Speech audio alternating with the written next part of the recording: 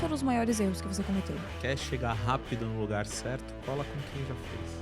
Foram duas coisas que fez o nosso escritório crescer muito rápido. Está começando mais um podcast Empresa Autogerenciável, o podcast que vai ajudar você, que é dono de uma pequena ou média empresa, a acabar com o caos na sua empresa através de uma equipe autogerenciável. O meu nome é Aline Decker. O meu nome é Rogério Valentim. Meu nome é Euro Júnior. E eu sou Marcelo Germano. Mesa cheia hoje, bastante gente nesse episódio de hoje. E a gente vai falar de um assunto bem importante. A gente tem bastante clientes de diversos segmentos, são mais de 250 diferentes segmentos, isso limpos, né? Porque se a gente olha o que realmente os comandantes escrevem, a gente tem quase 800 segmentos diferentes que a gente atende, e tem um segmento que a gente atende bastante, que são os advogados, os escritórios de advocacia. Então, hoje a gente trouxe um empresário, um comandante também aqui para conversar com vocês, que é especialista, ele é criador, na verdade, do método Euro, que ensina advogados a aumentar o faturamento e fazer gestão de escritórios. Ele é dono da empresa Euro Firma de Advogado, que está entre os 500 escritórios mais relevantes do Brasil, segundo o ranking da Brazilian Top Lawyers. Que chique, né? Brazilian Top Lawyers. Né? Muito chique. E quem é esse comandante é o Dr. Euro Júnior. Então, seja muito bem-vindo, Euro. Obrigado. E eu vou passar aqui a palavra para o Marcelo para apresentar o nosso convidado aqui. Tá, joia. Bom, Aline, a gente pega o convidado, né? O convidado já começa a elegância no nome, né? É euro, né? Já começa Não é nem dólar, é euro. É euro, já começa a elegância no nome. E aí, quando você vê ele vem. Aí você olha e você fala, nossa senhora, preciso trocar meu guarda-roupa. Ei, eu nunca tinha visto um coletinho assim, de perto. Foi a primeira vez. Eu fiz um churrasco ali, né? Chamei ele pra ir em casa no churrasco. Eu tô lá de chinelo, né? Bermuda. Quando ele chega, eu falei, nossa. Não, todos se chama Euro, né, Marcelo? Então, eu trouxe o Euro aqui porque... Enfim, agora eu vou começar a usar isso. Comandante, anota aí. Já comecei a usar já no meu Instagram, né? Para quem a gente bate continência, né? E a gente bate continência para alguém que a gente respeita, para quem a gente admira, para quem a gente reconhece o trabalho. Tem nada a ver com o exército, não, tá? Nada a ver com o exército, tá? A gente só bate porque a gente reconhece, não tem nada a ver com o Bolsonaro também, não pense nada disso, mas para as pessoas que a gente respeita. E aí está aqui uma pessoa que eu respeito, que trabalha com advogados, e eu tenho muitas curiosidades, porque eu tenho umas objeções que os advogados têm que não são diferentes da de qualquer dono de pequena e média empresa. Dentista, médico, pedreiro, eletricista, vendedor, dono de agência de publicidade, enfim, qualquer segmento que a gente pensar, por incrível que pareça, né? As objeções são as mesmas. Então, eu trouxe o Euro, ele vai se apresentar aqui e depois a gente vai começar um bate-papo muito agradável sobre gestão, que é, no final do dia, a nossa cachaça, né? A gente gosta de falar sobre gestão. Euro, se apresenta aí, por favor. Antes de mais nada, agradecer o convite aí para estar aqui no NAG, agradecer a todos vocês, obrigado aí, Marcelo. Euro... igual a moeda da Europa, né? Chique. Escreve igualzinho e tudo mais. Euro Júnior, meu pai também é euro. É uma longa história. Olha, tá? toda a família é chique, né? Depois vai ter o Euroneto, né? Teu pai usava... Eu se ser euro, ia ser a família inteira euro pro resto da vida. Agora resta saber, teu pai também usava coletinho? Não. Ele é mais brutão, assim. Ele não usava esses de seda, né? Ele usava de cachemir. Veio refinamento. Tipo isso. E sou advogado de formação, mas eu acho que, como todo mundo que se aprende o ofício e possui um pouco mais de ambição e quer ampliar o seu negócio, eu me transformei de advogado a gestor, né? A dono de escritório de advocacia. E faz 14 anos que eu estou na advocacia. Abri o meu escritório, o primeiro escritório, há 14 anos atrás, com 23... Aí você revela a idade. 23 para 24 anos. Deu tudo errado. Acho que a gente pode bater muito papo sobre isso, né? Porque o pessoal gosta de falar do que deu certo, né? Eu gosto de falar do que deu errado. Porque evita que outras pessoas cometam os mesmos erros. Fechei meu escritório, passei num concurso. Eu estou dando só o overview aqui para depois a gente explorar. Mas bateu aquele comichão de novo, né? Me tornei corregedor federal. Mas eu falei, cara, será que é essa vida que eu quero para mim, para o resto da vida, ganhar um salário, né? Bater o cartão de ponto e tudo mais. E eu falei, não é. Mas aí eu decidi estudar gestão, estudar, né? Naquela época a gente não tinha o Marcelo, né, ensinando isso pra gente, não dessa forma online. Não conhecia, não tive o prazer de conhecer. E foi quando eu fui atrás de conhecimento, fui fora atrás de conhecimento para estar abrindo um novo modelo de escritório de advocacia, que há 5 anos está aí. Né? A gente recomeçou um novo escritório que teve que ser autogerenciável desde o começo. Por quê? Porque eu não estava nele. Eu ainda era corregedor e eu tive que abrir algo que eu não estava dentro do negócio para ele rodar sem mim. Então, assim, há 5 anos o escritório está rodando, ele é um full service. Né? O que é um full service? Ele atende todos os ramos do direito. Somos 42 advogados hoje, né? Mais uma equipe de 67 pessoas.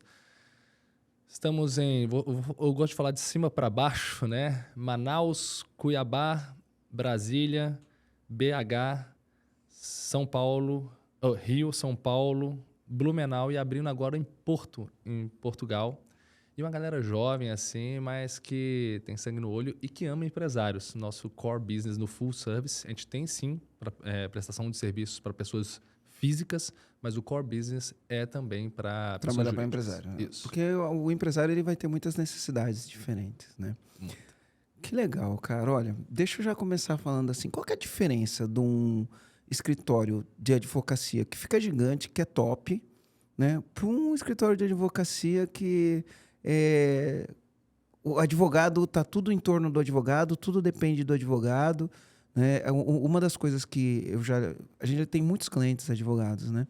E aí o advogado ele pega e fala assim: mas o trabalho intelectual não tem como delegar, porque o trabalho da advocacia na hora de montar a peça depende de um trabalho intelectual e esse tipo de coisa. Qual que é a diferença desse empresário que ele acredita que o trabalho vai depender dele, não tem como delegar, do empresário que consegue fazer um negócio, enfim, fantástico e uma empresa diferenciada que pode atender em diversos lugares e vai ter equipes que atendam? Qual que é a grande diferença? Vamos lá. Primeiro, eu acho que é a ambição, né? Tem aquela pessoa que vai querer abrir a salinha dele, vai querer ficar lá para sempre, sendo um escravo do negócio dele, sendo um escravo do escritório dele. Ele, na verdade, ele não é um empresário. Ele é um CLT de si próprio, né? Ele é o patrão. Tem uma do Agostinho Carrara que eu acho ótimo o vídeo. Que Ah, eu amo. Eu sou o patrão, mas vou me dar um descanso, né? Não sei o quê, tal. Então, ele decide ser o próprio empregado. Aí ele tem uma série de limitações. Aquele que tem um pouco mais de ambição, e eu falo que isso 98% dos advogados têm esse um pouco mais de ambição, ele se sente... Como é que ele se sente? Ele tem todo o conhecimento técnico, ele faz um bom trabalho. Ele olha e fala, cara, eu sou bom no que eu faço, eu vou lá e resolvo o problema do cliente. E aí chega um momento que eu chamo de estoque do advogado. Qual que é o estoque do advogado? É tempo. Chega uma hora que, se esse cara é bom mesmo, ele consegue investindo, fazendo investimentos em marketing e tal, né, fazendo um member get member, conseguindo ali indicações, né, que a gente fala, tem um mínimo de indicações provocadas, ele consegue lotar a agenda dele. Mas aí que entra o problema. Porque a agenda até é limitado, né? Exato. Vira gargalo. Exato. E aí esse cara, ele chega e ele tem zero conhecimento de Gestão, liderança, nada. Não confia nas pessoas. Aí o que ele faz? Ele se sente sobrecarregado, ele vira e fala, cara, eu tô aqui ralando, não tenho que contratar alguém. Muitas vezes, ele já não tem dinheiro para contratar alguém porque ele não sabe gestão financeira, ele não sabe precificar da forma certa. Então, não sobra uma grande margem para ele fazer uma boa contratação de funcionário para ele delegar. Então, ele já vai oferecer uma vaga. Eu acho que a primeira pessoa que um advogado contrata É um estagiário. Um estagiário. É um estagiário. Ele vai chegar e falar, cara, eu não tenho dinheiro para pagar um bom profissional. Eu vou contratar um estagiário. Aí sabe o que ele faz? É aí que tá o erro, né? Porque ele não contrata o estagiário porque ele precisa de um estagiário. Ele contrata para gastar menos. Ele contrata para gastar menos, porque ele não tem margem. Ou porque ele tem uma crença limitante que ele não vai conseguir pagar. Isso. Ou ele não consegue pagar mesmo, porque ele precifica errado. Ou ele tem uma crença limitante também de não vou conseguir pagar. E aí ele contrata esse estagiário, sabe como? Ele chega e fala para uns amigos dele assim, ó, fala, tô contratando, né? Tô contratando aqui. Se souber de alguém, é só indicar. E ele pega 3, 4 currículos. Não faz um processo seletivo, ele reúne com as pessoas. E ao reunir, ele se sente, tipo assim, na primeira... Eu acho que é a primeira fagulha do empreendedor, do advogado empreendedor ali. Que é, caraca, tô contratando, tô gerando, né, emprego aqui, né? O estagiário não é emprego, mas enfim... E aí ele escolhe de forma holística aquele estagiário como... Não faz nenhum processo seletivo, não faz nada. Ele só escolhe de forma holística. E aí, ao delegar, ele vê o seguinte, que esse estagiário que ele não quer treinar, que ele mal escolheu mal, que ele remunera mal, não vai conseguir suprir a demanda que ele tem. E aí ele já começa a botar as culpas dele, né? A culpa é do mercado, que está com péssimos profissionais. As faculdades de direito não estão... preparando bem os profissionais. Ou senão esse pessoal não quer estudar, esse pessoal não faz com trabalho. Aí ele avoca de novo e fica nesse ciclo, né? Não é nada diferente dos outros segmentos, né? Só muda o segmento, mas é igualzinho, né? A gente só tá dando nome aqui, né? Eu me lembro uma vez, né? Uma pessoa passou aqui pelo nosso processo de sessão estratégica e essa pessoa trabalhava com auditoria. Ela faz valuation de empresa e queria crescer o negócio. O negócio estava crescendo, ela queria crescer, mas estava sobrecarregada, as horas dela do dia já não dava mais para a quantidade de demanda que ela tinha. E aí, eu fui conversar com ela falou, Marcelo, mas você não está entendendo. Isso aqui é um negócio, que é um trabalho que exige muita responsabilidade. E como exige muita responsabilidade, se eu delegar e sair alguma coisa errada, isso dá um problema gigantesco, né? Então, todo mundo sempre tem uma justificativa nesse tipo de coisa. Eu falo, tá, mas vem cá. Não existe aquelas empresas que os caras chamam de Big Four, que são as 4 maiores do mundo, né? Tem Big Four, as 4 maiores, né? As 4 maiores do mundo, que são, enfim, super conhecidas, KPMG, McKinsey, eu não lembro o nome das outras 2 aí, mas são essas, Ernst Young e uma outra, né?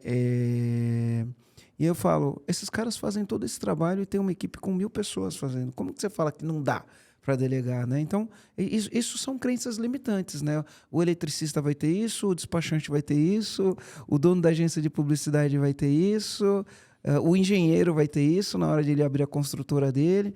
E aí eu poderia aqui enumerar diversos outros tipos de empresários que vão ter esse tipo de crença limitante, né? E que se reforçam, são validadas por eles mesmos nas experiências que eles se causam. Que ao contratar um estagiário de forma errada, ele já vai olhar e falar, viu? Essa minha crença limitante tá certa. Mas eu não tenho dinheiro, Euro, para contratar um cara e pagar bem. Não é assim? É isso. Aí você errou na base, né? Você está sem dinheiro, errou na base. Ou não está cobrando errado. Está cobrando errado, ou não faz um marketing que te gera um fluxo de clientes que possa gerar faturamento. Você está errando na base. Tá. E Euro, você falou das suas experiências, né? E até no início você comentou que você prefere falar dos erros até do que dos acertos, porque, né, faz parte desse processo. E ao longo dessa tua jornada com o teu escritório, tanto o escritório que você fechou quanto você retornou, quais foram os maiores erros que você cometeu? Cara, vamos que lá. você consegue olhar para trás e listar? Primeiro grande erro meu foi começar sem nenhuma estratégia de negócio, assim. Eu abri uma sala, eu lembro que eu tenho uma tia, que ela tinha uma sala para alugar e não tinha esse conto de ponto comercial, de olhar, né, praça, zero. Eu só olhei e falei, cara, minha tia, tem uma salinha ali. Negócio com família, né? Eu falei, pô, me aluga ela. Eu lembro que na época, né, isso daí em 2008, foi R$300 o aluguel. E eu abri o escritório ali e eu falei, cara... Agora é abrir o escritório e o dinheiro entra, né? Vou bombar. E aí eu comecei sem ter nenhum produto. Eu falo assim, cara, como é que você quer começar um negócio se você não tem produto? Você tinha uma carteirinha da OAB, pô. Era carteira da OAB, mas eu olhava e falava... Carteira da OAB não é produto. Né? Não é produto. Não é produto. Na verdade, era uma ferramenta. E aí eu pensava, cara, eu sou generalista. Então, como generalista, eu tentava pegar todo e qualquer caso que aparecia. Mas isso é péssimo. Por quê? Primeiro, você tem que estudar tudo do zero. Segundo, ninguém sabe tudo. Então, eu até brinco assim, né? Tem um grande jurista histórico que é Pontes de Miranda, que ele escreveu o Tratado de Direito Privado. Cara, o cara é um gênio. Há 100 anos atrás, o cara escreveu sobre tudo. Mas 100 anos atrás, cara, O mundo mudou. Hoje você está com um problema, você quer uma solução específica. Então o generalismo não tem mais espaço, como há 100 anos atrás que você tinha, sei lá, sem exagero, 5 mil advogados no Brasil inteiro. Hoje são 1.300.000 advogados. Então eu abri de forma assim totalmente sem plano nenhum. Sem estratégia. O que vier eu traço. Exato. Esse erro foi um dos piores para mim, porque eu sentia que eu não conseguia sequer... Eu lembro que na época eu fiz um Orkut, Dr. Euro Júnior, e eu tentava, de forma holística, gente, eu tentava gerar conteúdo, eu tentava atrair clientes sobre aquilo. Mas quando as pessoas falavam, mas Euro, você atua em que área? Eu falava, rapaz, daí que eu...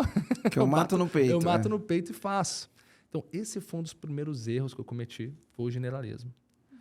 O segundo erro que eu cometi nessa época, que foi o que fez eu quebrar, foi falta de controle financeiro. Porque, imagina o seguinte, uma coisa eu tinha que era bom, energia, né? 20 e poucos anos, correria, eu era aquele cara que, meu irmão, imprimia meu milheiro, eu era quase um panfleteiro de milheiro, saía ali, sabe? Queria ganhar dinheiro. E eu tinha estoque, eu tinha tempo, né? Eu tinha tempo pra caramba para buscar clientes. Então, eu comecei a ir em reuniões de assembleias de condomínio, ia em tudo que, né? Botava o meu terno e ia. Eu comecei a fechar alguns contratos. Mas como não tinha clientes e como eu estava desesperado para faturar, o que eu fazia? Eu cobrava Peanuts. muito barato. Muito barato. E aí eu fui empilhando ali alguns processos.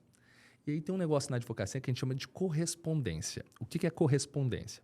Imagina que tem um escritório de São Paulo que ele precisa de uma diligência em Brasília.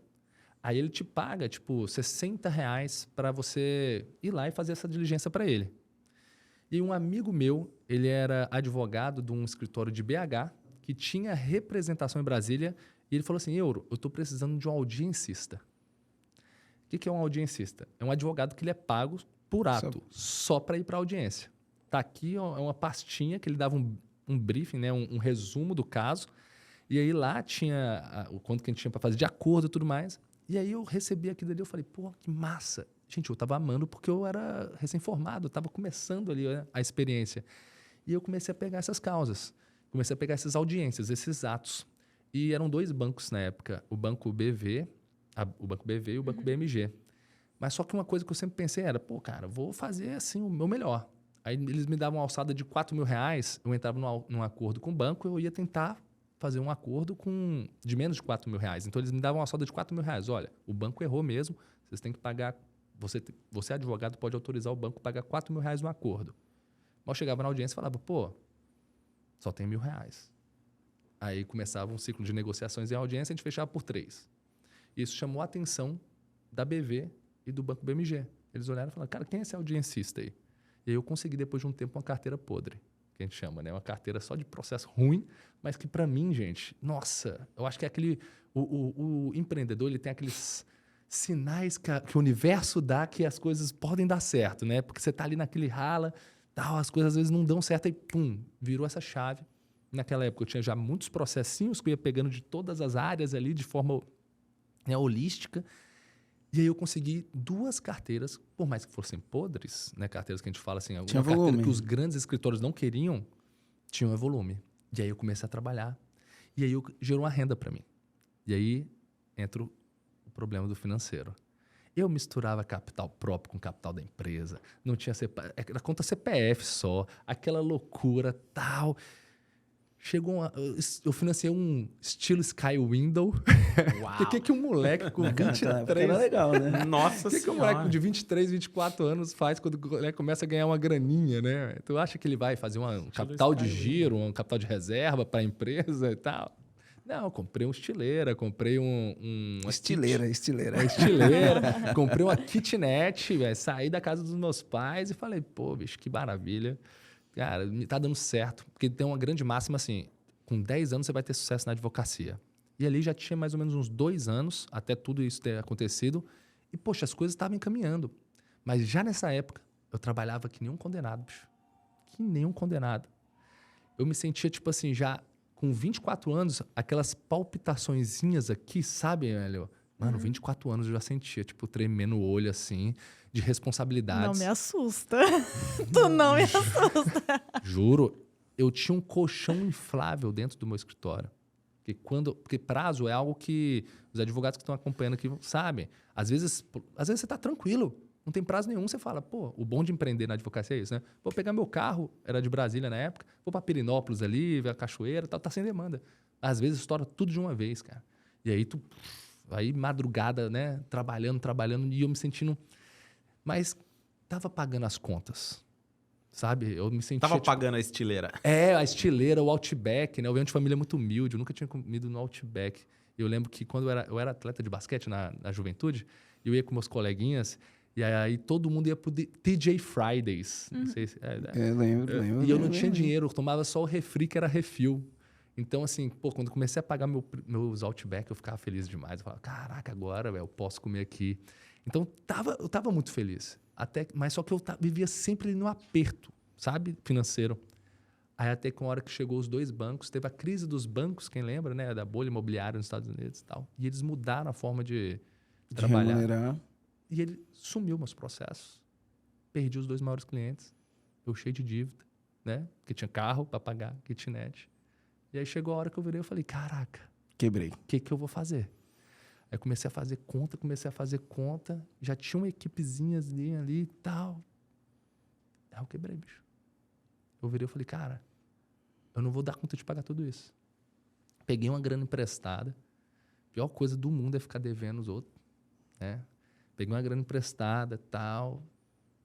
E não queria voltar para casa dos meus pais de jeito nenhum. Foi por isso que eu peguei a grana emprestada para pagar as parcelas da kitnet. Cheguei, devolvi o estileira. Tive que devolver pro banco. 50... Acho que a gente que fez o documento, hein? É possível.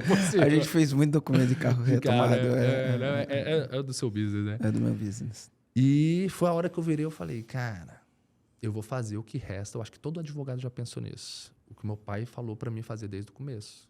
Prestar concurso. Vou estudar para um concurso. Né? Voltei, quando quebrei mesmo, que falou, já era, eu tinha uma carteira de clientes, que eu cheguei para uma advogada e falei, você cuida desses processos, você ganha um percentual, eu vou estudar. E aí fiquei 1 ano e pouco estudando, passei no concurso, né? É um concurso do Executivo Federal, no cargo de corregedor, lá da Conab, Companhia Nacional de Abastecimento, e ele foi ótimo, porque do nada, estava ganhando dinheiro de novo, né? Tava entrando dinheiro. E serviço público é diferente, né? É um ritmo diferente. Para quem trabalhava no colchão inflável, no escritório, né? Ali, ó, diuturnamente. Você tá lá na corregedoria e tal. Eu passei 2 anos ali, cara. Paguei as dívidas, paguei os 50 mil. Gente, eu fiquei devendo, eu lembro da minha época, eu tinha um sogro. A pior pessoa que eu fiquei você pode dever na vida, fica a dica, sogro. é o sogro. Né? E a sogra, né? Porque acabou o relacionamento. E a sogra. Acabou o relacionamento. Ele estava indignado comigo, que ele achou que não ia pagar, mas foi um dos melhores momentos também de quem já foi pro fundo do poço, é quando você paga a dívida. Porque aquela pessoa que já está ele desistiu, falou, esse moleque nunca vai me pagar. Aí eu fui lá e paguei, honrei com todas as dívidas. E aí fiquei na corregedoria. Viajava uma vez por ano, né, tal, aquele ritmo mais tranquilo. Salário bom. Isso. Mas só que eu acho que tem 2 tipos de pessoa. Eu acho que quem está assistindo a gente aqui e decidiu empreender sente isso. Que assim, cara, Deus te deu a dádiva da vida, cara. Você quer vender teu tempo, passar o resto da sua vida vendendo hora, ter uma vida comum, né? Ter horário para dormir e tal, não sei o que. Saiu de lá, tu vai comer no restaurante, não vai ser o melhor restaurante da vida, não vai poder viajar para os lugares que você quer e tudo mais, né? Não vai passar perrengue. Não vai passar perrengue, talvez não consiga um melhor plano de saúde para sua família, talvez não consiga, né?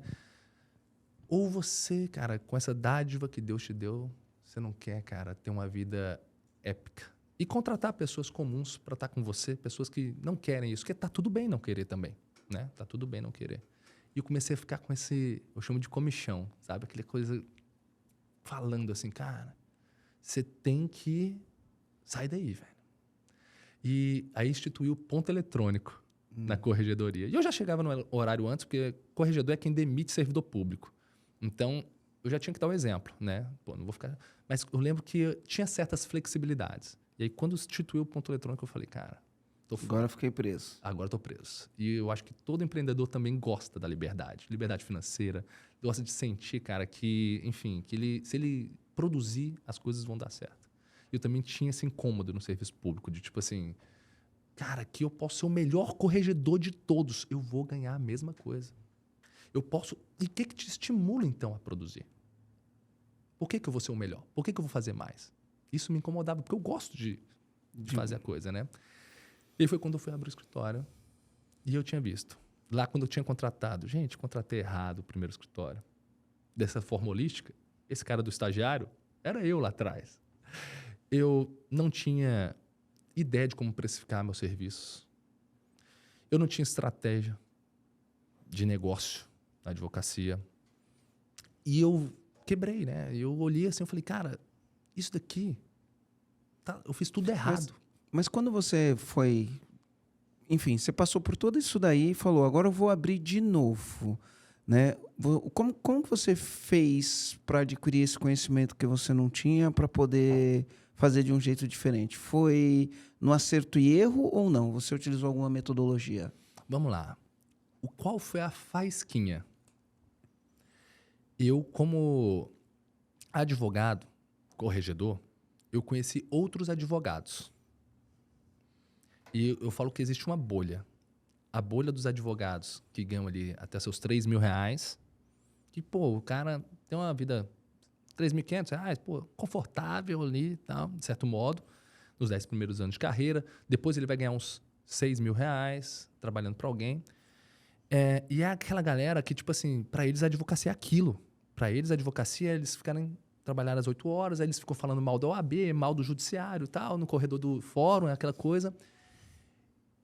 E eu estava imerso a esse meio de advogados, né? Que o mercado está ruim, o mercado está saturado, o mercado que não sei o quê. A culpa nunca é nossa, a culpa é do mercado. E aí, quando eu virei corregedor, eu conheci outros advogados. Uns caras muito bons, que tinham processos muito grandes na esfera federal. E era cara que ganhava R$120.000 por mês. Cara que ganhava 60 pau por mês. Aí eu olhei e falei, tem alguma coisa diferente nesses caras, velho. O que esses caras estão fazendo? O que esses caras sabem que eu não sei lá atrás? E aí eu comecei a marcar uns outback com eles, entendeu? Pô, vamos almoçar e tal, né? Depois que acaba a porrada lá no fórum, vamos tomar um shopping e tal. E esses caras falavam sobre ticket médio, sobre coisas que eu não sabia. Tinha uma linguagem diferente. Isso. Mas sabe que essa linguagem diferente, ó, você vê, não muda, né, Aline? É a mesma coisa, né? Tem muitos donos de empresa que quando você fala ticket médio, né? Tem muito dono de empresa que nem sabe o que é, não tem uma linguagem diferente. Sim. Né? Então, eu acho que no varejo é muito comum a pessoa pensar em ticket médio, mas nem todo mundo monitora esse tipo de coisa. Aí você entendeu que os caras falavam uma outra língua. E aí, o que você fez? Então, eu virei e falei, cara... Eu comecei a me aproximar deles, fazer um networking com eles. E aí, eu lembro, nunca vou esquecer, que eles falaram, pô, assiste esse seriado aqui, cara. E era Suits. Tem um cara lá que parece comigo. Tem mesmo. Alex Williams, eu acho que é o nome dele. É isso? Alex Williams? Depois procurei. O Alex é o do Billions. Né? O Alex. Agora surgiu a dúvida. Olha, mas, não lembro, o Harvey mas... Specter, que é do Suits. Harvey Specter. Calma aí que eu vou achar. Pode continuar aí. E o Michael. É o Michael e o Harvey. Aí, enfim... Eles começaram a me mostrar um mundo que eu não conhecia.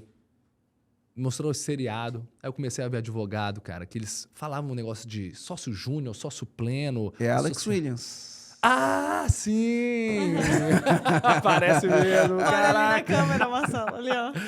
Ó, pra quem tá olhando na câmera, depois o garoto da edição coloca uma foto do Alex Williams pra quem estiver assistindo no YouTube e pra quem estiver ouvindo no Spotify. Ah, não esquece, você que tá ouvindo no Spotify, curte aí, encaminha pro seu amigo, dá umas 5 estrelas pra gente, né? É igualzinho. E notifica. É igualzinho, mesmo, né? Só a barba dele que não é tão branca igual a minha.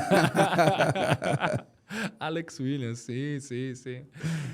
E aí foi isso. E aí eu comecei a ver coisas que eu não sabia, um novo mundo, sabe? E aí foi quando eu falei, cara, eu preciso estudar isso daqui. Naquela época não existia curso online. Naquela época não tinha acesso à informação da forma que a gente tem aqui hoje. E aí eu virei e falei, cara, eu preciso buscar esse conhecimento. Onde é que eu vou buscar esse conhecimento? Naquela época era escola tradicional. Aí eu fui para a FGV, né? Fui para a GV e falei, cara, vou fazer um MBA em gestão empresarial. Porque era a única saída que eu tinha. E que hoje, olhando para trás, eu olho e falo, cara, 2 anos, paguei uma nota. E eu estudei indústria, que não tem nada a ver com o meu business. Eu estudei várias outras coisas que não tem nada a ver, mas como era a única opção, tava lá. Eu vou falar um pouquinho disso daí na minha experiência, tá? Sem querer te cortar. Diga. Eu fiz MBA, eu fiz pós-graduação em Seguros e Previdência na USP, FIA USP, né?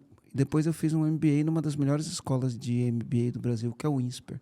Fiz um MBA executivo. Eu fiquei 6 meses e eu cheguei a uma conclusão, depois de 6 meses estudando todo santo dia, né? Por que eu falo estudando todo santo dia? Na época, eu tinha acabado de me mudar para Floripa, eu não tinha aberto a Connect ainda, eu tinha muito tempo livre, então eu tinha muito tempo para estudar, né? E como eu sou bastante competitivo nesse negócio de nota, esse tipo de coisa, eu estudei bastante. Mas a conclusão que eu cheguei depois do primeiro semestre é que o MBA... você que é dono de uma pequena e média empresa e cogita fazer um MBA, se quiser fazer, tá tudo certo. Mas vou falar a minha conclusão. O MBA, ele forma executivo. O MBA não é para dono de pequena e média empresa. Essa foi a minha conclusão. Por que isso? Porque as coisas que eu aprendia lá, eu olhava e falava, cara, eu nunca vou conseguir fazer isso na minha empresa. Né? Isso é coisa de empresa grande, né? Que tem um executivo que vai cuidar só disso aqui, só disso, só e mais nada, e vai conseguir fazer isso. E aí eu fiquei frustrado com isso e, enfim, tranquei meu MBA e aí entendi, né, que o MBA não é o melhor caminho para o dono de uma pequena e média empresa. Não, total. Faz muito sentido. É porque eles... Tem matérias que se aprofundam tanto, por exemplo, na parte econômica, que você olha e fala, cara, não faz muito sentido eu estar estudando isso. Eu lembro que eu me rendi por falta de opção mesmo. E pelo conhecimento, né? Na época foi a oportunidade que me apresentaram. E como eu era corregedor, ainda tinha a questão da corregedoria ajudar a custear. Mas quando eu vi lá no contrato que aí eu ia ficar preso de novo mais algum tempo, lá por alguns anos, eu falei, não, deixa que eu vou custear e tudo mais. Mas eu também li um livro muito interessante naquela época, já fica a dica aí também, que foi o Startup Enxuta. E, cara... Isso daí fritou minha cabeça. E foi indicação de um desses meus amigos que tem um grande escritório. Eric Ries, né? Isso. A gente já fez com o boca dele. Cara, esse livro deu uma fritada na minha cabeça. E outro, que é do Thales Gomes, que é o Nada Easy. Foram 2 livros que fritou muito minha cabeça do ponto de vista de startup. E eu virei e falei, cara, aqui, hoje, naquela época, né? Hoje não, naquela época eu olhei e falei, cara, existe um modelo de negócio na advocacia aqui tradicional que pode ter dado certo quando os grandes escritórios, que a maioria dos grandes escritórios que estão nesse ranking que a gente faz parte, eles têm 40, 60 anos, tem escritório lá de 80 anos. Eu falei, eu não tenho 80 anos para esperar para entrar nessa lista, né? Eu tenho que fazer alguma coisa diferente. E aí foi quando a gente foi estudar em Nova York, o modelo nova-iorquino, por causa de Suits. Que eu virei e falei, cara, que negócio é esse de associado, sócio pleno, sócio sênior? E aí, depois dali que eu montei um formato, um modelo de negócios diferente dentro do meu escritório e que fez com que ele crescesse muito rápido e por isso chegasse no ranking de forma mais célere. Legal. Antes da gente falar de modelo de negócio, eu tenho uma pergunta para te fazer. Quanto você acha que o ambiente molda o tipo de empresário que a pessoa vai ser? Nossa... Porque, por exemplo, a gente tem aqui no EAG um crescimento muito grande nos últimos... de 2019 para cá, né? Então, a gente teve um crescimento muito grande. Quando eu falo um crescimento muito grande, a gente cresceu 50% num ano, 250% no outro, 100% no outro, e esse ano aqui a gente vai crescer 80%. Né? Então, é um crescimento muito grande, a gente cresceu mais de 10 vezes, né? Bem mais, né? Por volta de 15 vezes em 3, 4 anos.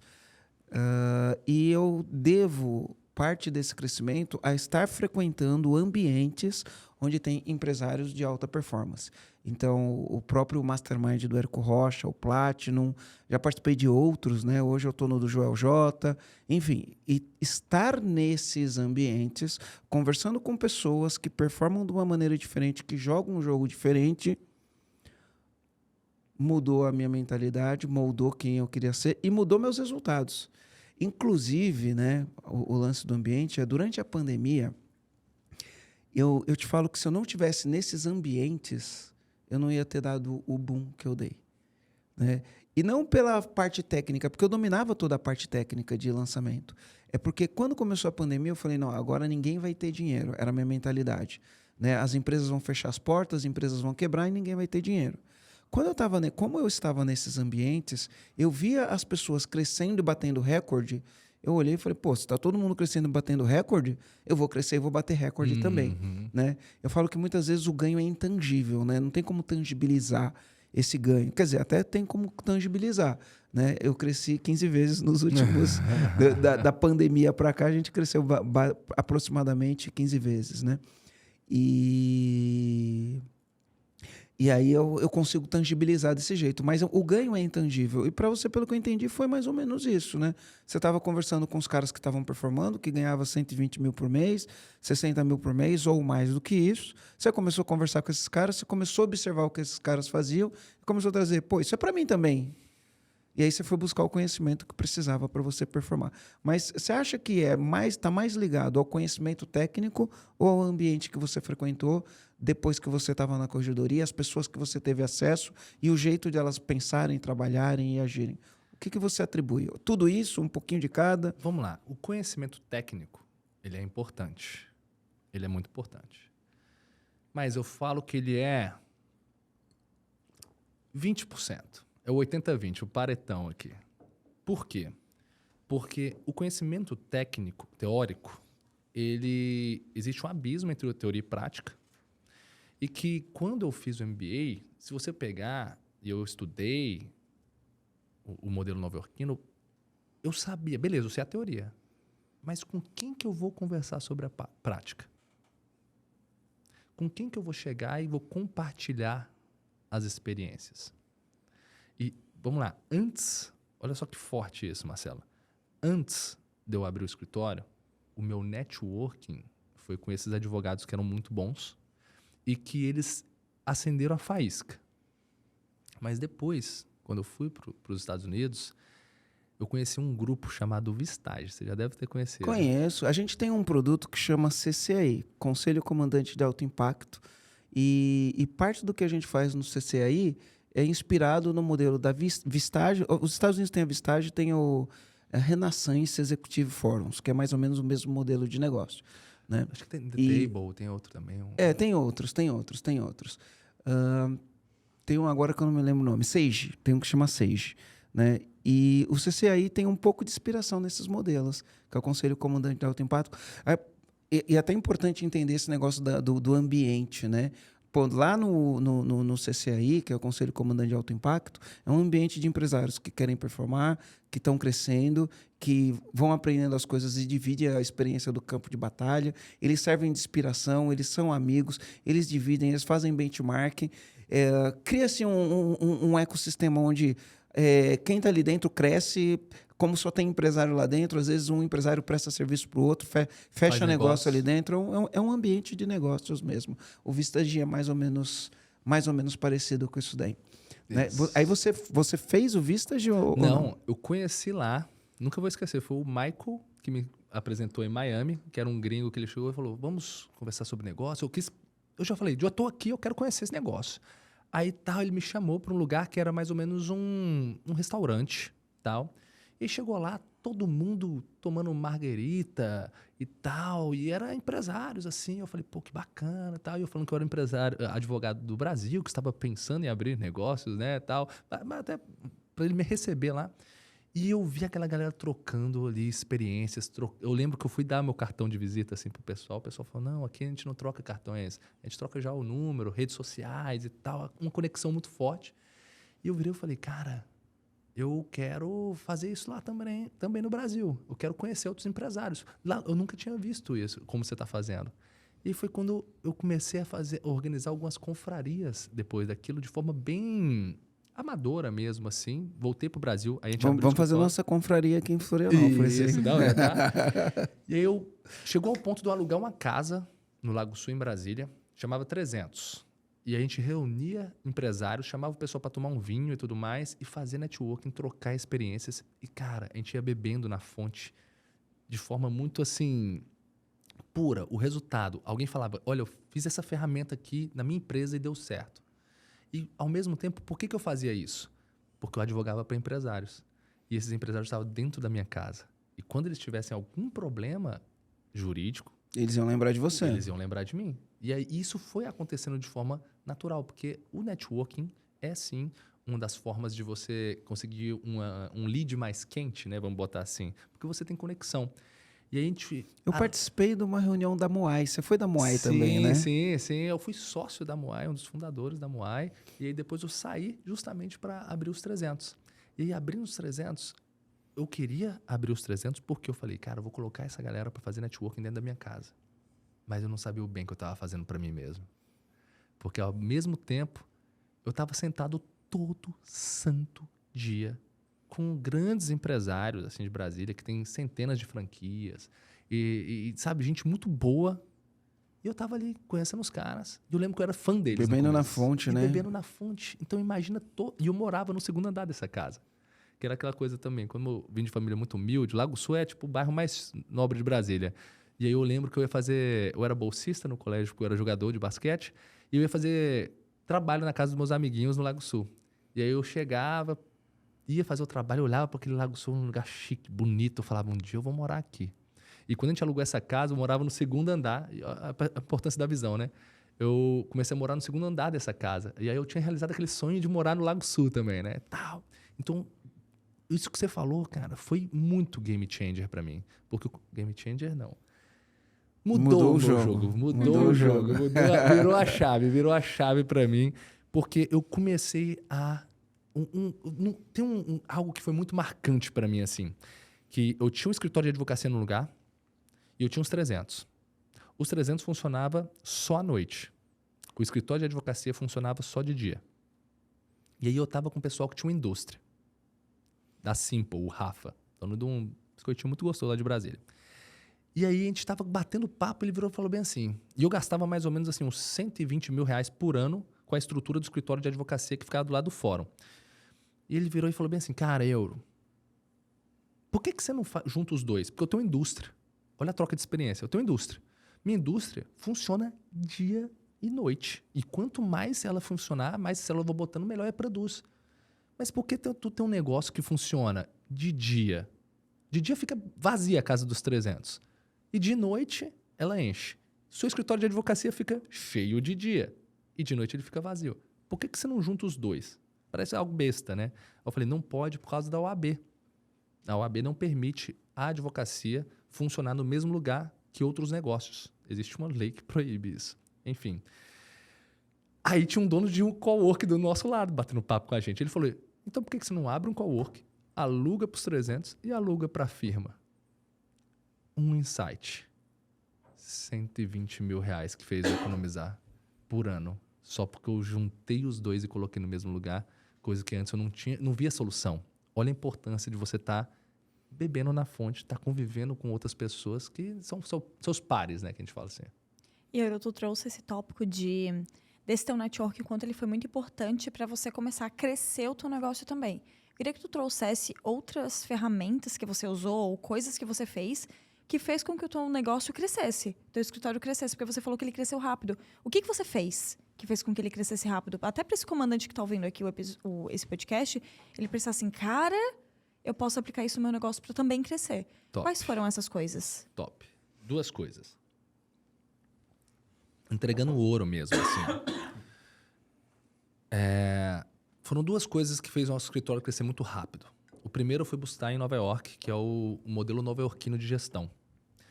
Em Suits, vocês veem que a pessoa ele entra como associado e aí ele vira sócio do escritório. É um plano de carreira, Existe né? um plano de carreira. Então, que mexe com a ambição daquela pessoa que está chegando no negócio. Isso. Então, o cara entra como associado, ele vira sócio júnior, sócio pleno, sócio sênior. E ao chegar sócio sênior, ele pode ter o nome na porta. Ser o dono do lugar. E aí eu tive um case que foi... Lembra que quando eu quebrei, eu peguei os meus processos e contratei uma associada para ela cuidar? E eu falei, eu vou estudar. Essa associada, ela foi crescendo com a gente. Por mais que eu tinha parado, ela cuidou dos meus processos. Processo, gente, é um negócio que demora para o caramba. Mas quando começa a sair, né? Isso, começou a sair. E aí, quando eu comecei a empreender, eu mesmo sem escritório, eu e ela, a gente já começou a se movimentar. E aí, ela...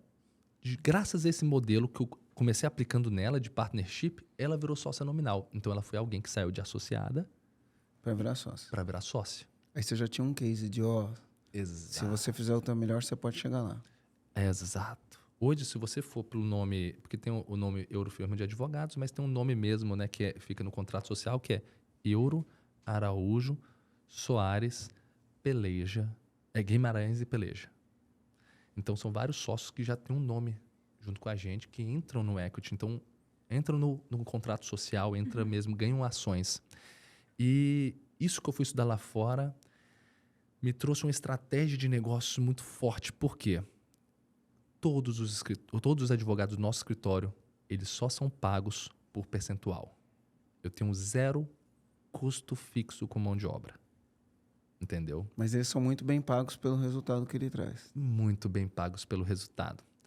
E eles ganham 20%, trazendo ouro mesmo, eles ganham 20% de tudo que eles trabalham. E aí muita gente pode virar e falar, pô, mas só 20%, você vai ficar com 80%? Mas só que ele não entra no imposto, ele não entra na estrutura do escritório, na captação e tudo mais. É a margem mesmo, é maravilhoso para ele. E ele emite uma nota fiscal, né, desse recebível dele.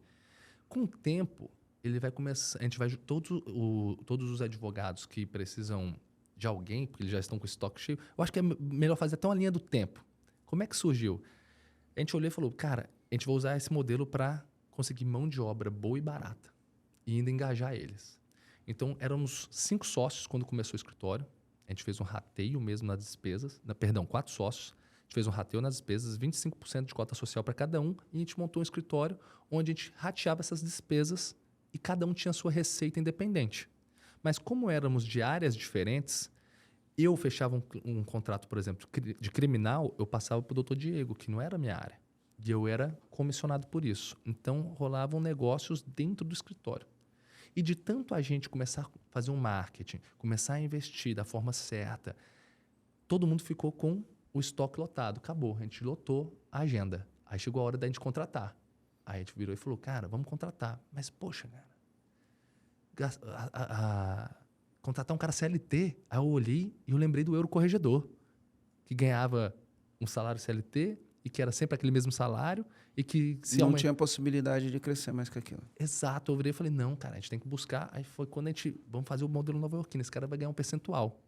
E agora o grande X da questão. Chega um momento que a gente fez um plano de carreira para esse cara, chega um momento que ele começa a ganhar mais que R$3.500. Mais que R$3.500.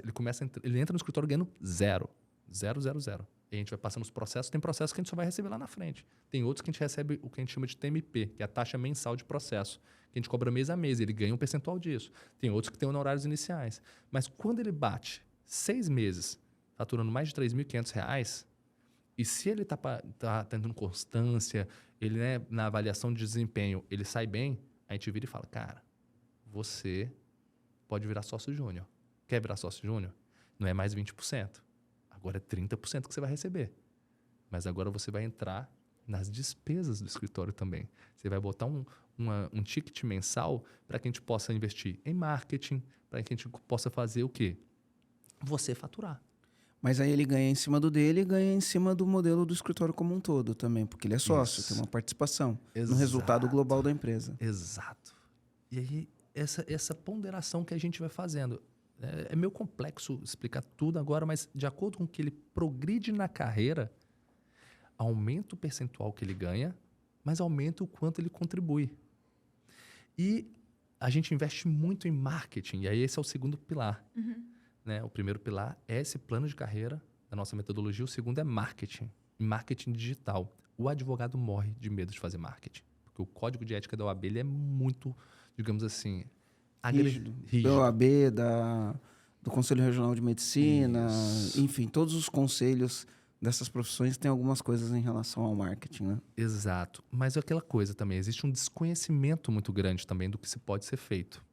E aquela coisa, eu nunca virei e falei, vou violar o código de ética e tô nem aí. Não. Eu virei e falei, eu preciso fazer um marketing que traga clientes, então eu vou andar no limite do código de ética. E aí foi quando eu comecei a investir em marketing. Mas só que, qual que é a grande crença?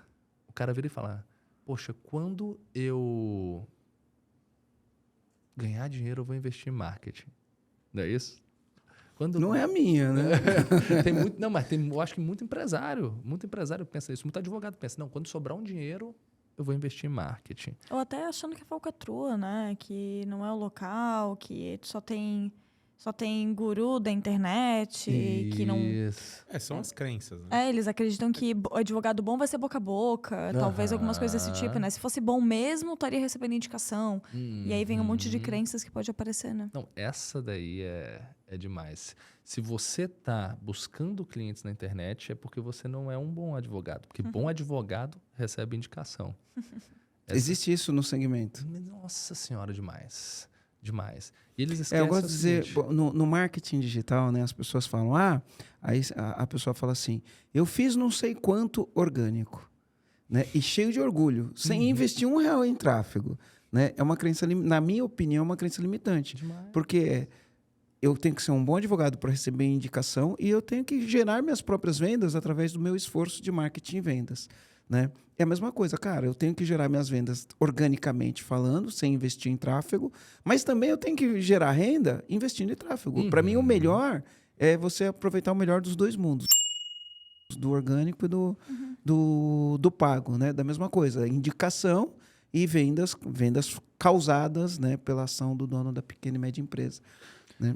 Eu acho que indicação é terceirizar a responsabilidade. Porque você está botando na mão de outra pessoa o faturamento da tua empresa. Eu sempre falo isso. Mas é assim, você não quer dizer que você tem que abrir mão de indicação. Você pode ter indicação, você pode forçar a indicação, mas você tem que fazer o teu trabalho também para trazer os clientes para dentro. Deixa eu te fazer uma pergunta aqui. Não sei se é uma pergunta, na verdade. Eu ouvi esse final de semana, um desses grupos que eu participo, o Caio Carneiro, e o Caio Carneiro pegou e falou assim, vendedor tem que ter fome, né? Vendedor tem que ter fome. E aí ele pegou e falou assim, a primeira pergunta que eu faço quando eu vou contratar um vendedor é qual é o teu sonho? Porque eu quero saber se esse cara tem fome. Ele falou. Então, isso foi uma das coisas que ele falou. Outra coisa que ele falou foi do plano de carreira, igual você disse. Eu tenho que ter um plano de carreira muito bom para o meu vendedor. Eu tenho que ter um plano de carreira muito bom para o meu vendedor. Porque ele entra e vê a possibilidade de crescer. Se ele tem fome e vê a possibilidade e existe esse caminho, né, vai funcionar. Outra coisa que ele falou tem que ter método. Né? E ele falou, é fácil perceber se a empresa tem método ou não. Você chega para a empresa, vê quem são os melhores vendedores, conversa com um e pergunta o que ele faz, né, para poder performar. Aí você conversa com outro, pergunta o que ele faz para performar. Se eles contarem histórias diferentes, é porque a empresa não tem método, né? Depende do talento e habilidade do vendedor. Ele falou isso. E aí depois uma pessoa fez uma pergunta, ele foi e fez uma provocação. Ele falou, uma pessoa que vai entrar na tua empresa, vai trabalhar como vendedor, ela tem possibilidade de enriquecer na sua empresa? Olha que pergunta interessante. Ela tem possibilidade de enriquecer na sua empresa, né? Porque se ela não tiver possibilidade de enriquecer na sua empresa, né, ou o que você vende, ou o teu modelo de negócio não é muito bom. É um outro jeito de pensar, né? Total. Mas isso é só para cargos de vendas? É porque ele estava falando de vendas, né? Entendi. Especificamente. Mas eu acho que isso não se limita a cargo de vendas. Também acho não. E eu nem acho que se limita a depender da empresa. Qualquer empresa. É qualquer empresa, qualquer negócio. E é sempre via, a gente fala disso demais, é sempre via de mão dupla. Não dá para ser responsabilidade só da empresa, né? Eu acho que é via de mão dupla. Mas aí a pessoa tem que ter fome, né? Tem que ter fome. Bom, minha carreira começou carregando pasta, né? Aí junta a fome com a vontade de comer. É isso. Né? É isso. O Rogério começou assim, ele falava, vou ser diretor da empresa, vou mandar em tudo. Ele tinha fome já. E carregava pasta, cara. Eu carregava pasta. Era meu trampo, era carregar pasta. Então, assim, não dá pra gente falar que só depende da empresa. Às vezes você fala pra alguém, um lugar que carrega pasta dá pra enriquecer? De um primeiro momento você vira e fala, não, né? Não, ninguém enriquece carregando pasta. É, isso aí. Então. Mas não foi no carregando pasta, foi fazendo... Eu acho o seguinte, existe atividade meio e atividade fim. Exato. E eu acho que a atividade meio da empresa, se você tem uma visão de futuro na empresa, você tem que deixar muito claro pro cara de atividade meio, tipo assim, tu é atividade meio. Você pode... Tá ok você ser atividade meio, se você quiser ficar aí para sempre. Mas se você quiser mudar de atividade, participar da atividade fim, existe um caminho. Um caminho que você tem que percorrer, certas habilidades que você tem que ter, certas ferramentas que você tem que saber usar. Então, existe um caminho interno para você mudar o seu jogo. Você quer? Aí tem que se capacitar, tem que correr atrás. Porque o que eu acredito pode ser até uma crença limitante. Quem vai ganhar, quem vai enriquecer na empresa é quem contribui para a atividade fim. É o advogado, o vendedor, o cara do marketing, que não é atividade meio, né? O marketing ele te ajuda a escalar, mas carregar pasta, só carregar pasta, na minha cabeça eu fico naquela, poxa, se dentro daquele, né, do Se você RCF, carregasse pasta né, até hoje, você não não enriqueceria. ia enriquecer nunca. Né? Você tem que buscar outras habilidades, outros ofícios dentro daquele ambiente. E a empresa, aí cumpre a empresa também. É um ganha-ganha, uma via de mão dupla. É via a de mão empresa dupla, cara. está disponibilizando. E como que você fez para contratar esses profissionais que toparam, toparam esse desafio, toparam entrar na sociedade? Qual que é o teu método de contratação para achar essas Muito bom. pessoas? Cara, que pergunta fantástica. Assim, é muito difícil você parar e virar e falar bem assim, cara, eles começavam a trabalhar com você recebendo 0? Era 0. Eu acho que vai ter gente falando aqui que isso era exploração do trabalho. Exploração e tal. Mas a gente tinha um perfil que eu aprendi com Jorge Paulo Lemann, aquele Sonho Grande, um livrão também. PSD. PSD. Exatamente. Pure Smart Desire to be Rich. Exatamente. Cara, tá lá com a gente. A gente queria pegar quem? O cara que a gente vira e fala assim, bicho, seguinte, aqui tu vai aprender. Tá aqui, ó, cara. Tudo que você precisa para crescer tem aqui. Acesso à biblioteca, software, cursos, tudo. Se você começar sozinho a empreender agora, você não vai ter acesso a isso. Segundo, Você tem processo, porque a gente é bom de captar processo. exato, a gente consegue te passar demanda. E você tem que buscar sua demanda também. E a gente te capacita para você conseguir buscar suas demandas. Porque também eu não quero que o cara vire e fala, entra no meu escritório e fala, só me dá aí. Não, pô, você tem que aprender a buscar também. A gente fala que a gente está criando ali, não são empregados, são empreendedores. São intraempreendedores. Então a gente começou a buscar o perfil, a gente chama de SPD, né? Só mudou as ligras, as O que é? letras. O PSD é poor, né? Pobre, smart, inteligente, e o D é desire to be rich, né? É isso. Então, uma pessoa Só que mudou a ordem. ela não chegou lá ainda. O pobre, né, no sentido de... no sentido da pessoa não chegou lá, a vida não está realizada ainda. É uma pessoa inteligente e com desejo de ficar rica. Exato. Né? Então, ele contrata pessoas disso. O que é o Ambiciosa. SPD? É uma pessoa ambiciosa, isso. É a mesma coisa, mas só mudou a ordem. Smart to be rich, né? Poor and desire to... não, smart, Poor e desire to be rich. E como contratar essas pessoas? A gente vai muito pela demanda. Então, o nosso sócio criminalista não tem mais estoque. Acabou. Ele começou a trabalhar até mais tarde. Chegou a hora dele fazer o pareto dele, que a gente fala, né? Ele delegar os processos dele, ficar com 80% da receita, aquele associado vai ficar com 20% e ele vai mentorar esse associado. Então, é um cara que a gente geralmente pega ele, uma pessoa que já tem, digamos assim, anos de advocacia, ele não é o nosso perfil muito assim, nessa contratação, a não ser que ele entenda e ele queira passar por esse processo de recomeçar. Mas a gente pega uma galera mais jovem, geralmente é o nosso perfil de contratação. Não que a gente exclui os mais velhos, não existe essa exclusão. Mas que quer aprender e a gente já faz um teste. Então, o processo seletivo é todo no Pipefy. A gente utiliza o Pipefy, que é um software de gestão de processos, em que a gente manda um link, a gente publica a vaga, manda um link. Publica onde? Cara, a gente publica junto com outros escritórios, nos grupos da OAB, redes sociais, inclusive com link patrocinado. Entendeu? Para o nosso público-alvo. Então, a gente publica essa vaga.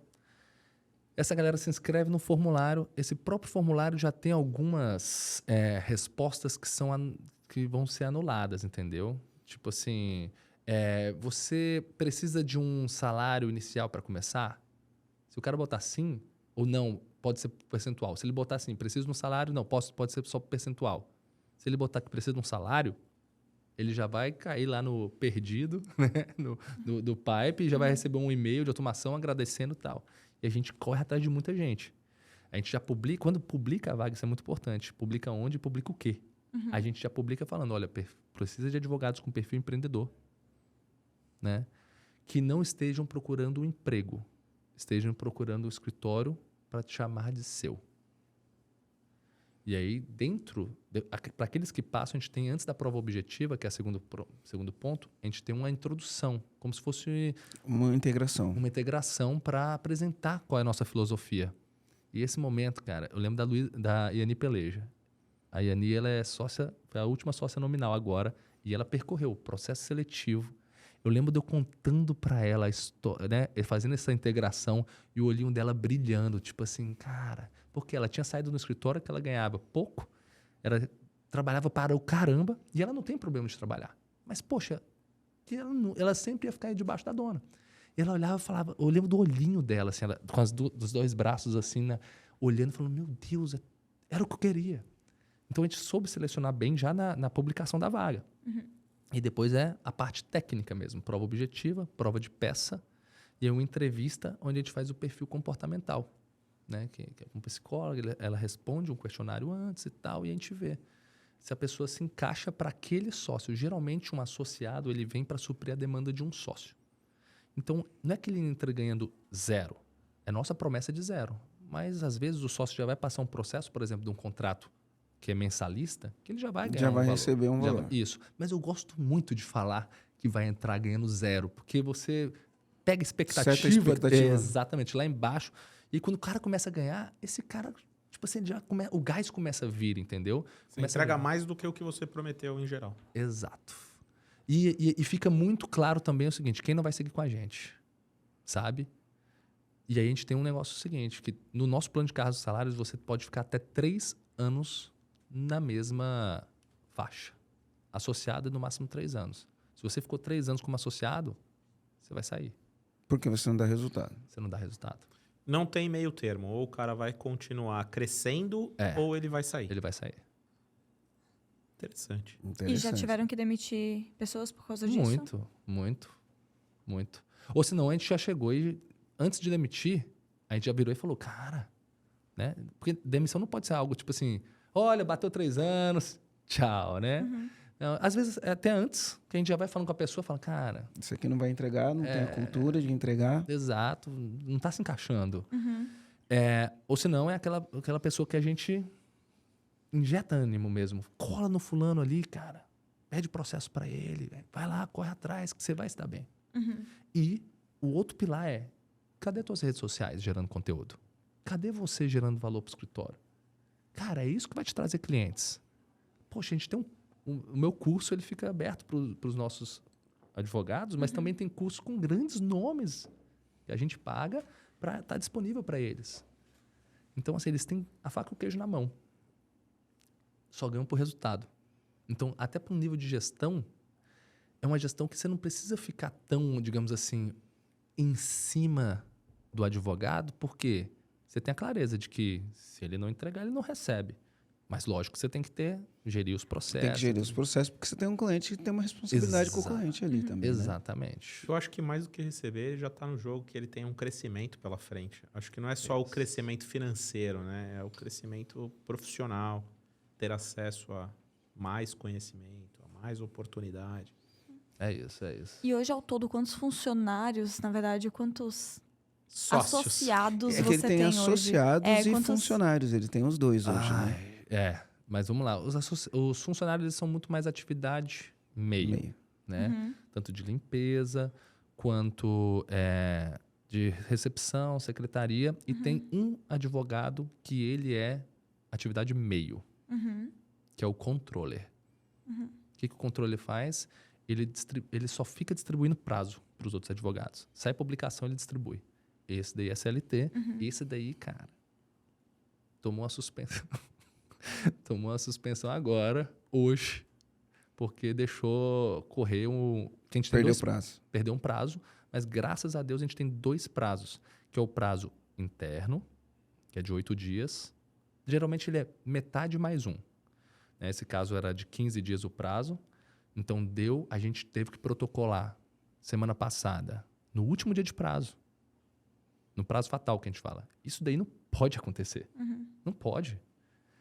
A não ser que seja uma situação muito... Mas isso não pode acontecer. Então, toda vez que ela perde esse prazo interno, é motivo, já está no contrato, motivo para advertência, suspensão e inclusive demissão. Então ela tomou, como é a segunda vez que perde, e ela está com a gente há 2 anos. Não é uma pessoa que erra muito, mas qualquer gente é muito criterioso. Assim, eu acho que a coisa que a gente é mais criterioso é prazo dentro do escritório, fora que a gente tem seguro e tudo mais, para evitar, porque eu acho que quem está assistindo que é advogado sabe, o pior pesadelo do advogado é perder o prazo. Perfeito. Mas quantos funcionários que são ao todo e Vamos lá. associados? Isso. São 42. Eu não sei, eu vou ser bem honesto hoje, porque são muitas sedes e tudo mais. A última vez que eu olhei, eram 14 sócios, sócios sêniores, 14. E aí o restante é dividido entre os associados, sócio pleno, sócio júnior, entendeu? É porque... Aí isso daí dá um total de quanto? 42. 42. E aí quantos funcionários, fora esses 42? Dá o total de 67, entre estagiários, contratados PJ e CLT, atividade meio. Tá. Todos Legal. eles dá 67. Se você fosse deixar um comando de tudo isso aqui que a gente conversou para os comandantes que estão ouvindo, claro, comandante de todos os segmentos, mas especialmente os que são donos do escritório de advocacia, que comando que você daria para esses empresários para eles crescerem o escritório deles, crescerem, trazerem equipe e tudo mais? Que comando que você daria? Eu já até tendenciei aqui. Mas, enfim, de tudo isso que a gente conversou, qual que é o comando que você daria? Posso contar uma historinha para Pode. dar o comando? Eu vou contar a história do advogado para vocês, que eu acho que é a história também de muito empreendedor que pode estar passando aí. Vamos supor que é o João, doutor João. Doutor João começou na advocacia e se ele está assistindo esse episódio é porque ele tem uma veia empreendedora. Ele começou na advocacia e ele era correria, né? Aquele cara que ia lá, meu irmão, imprimiu os cartãozinhos de visita dele e tal. E ele começou a fechar alguns contratos em diversas áreas de forma generalista.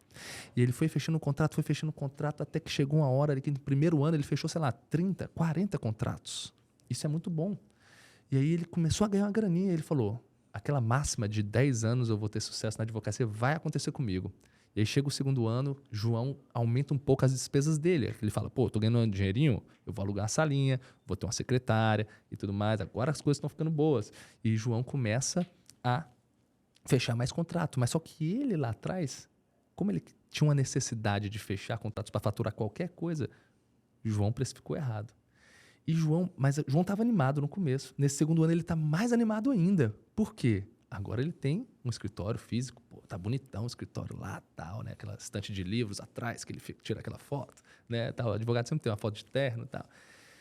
E aí chega o terceiro ano de advocacia, João chega, velho, e ele olha, começa a sair mais tarde do escritório.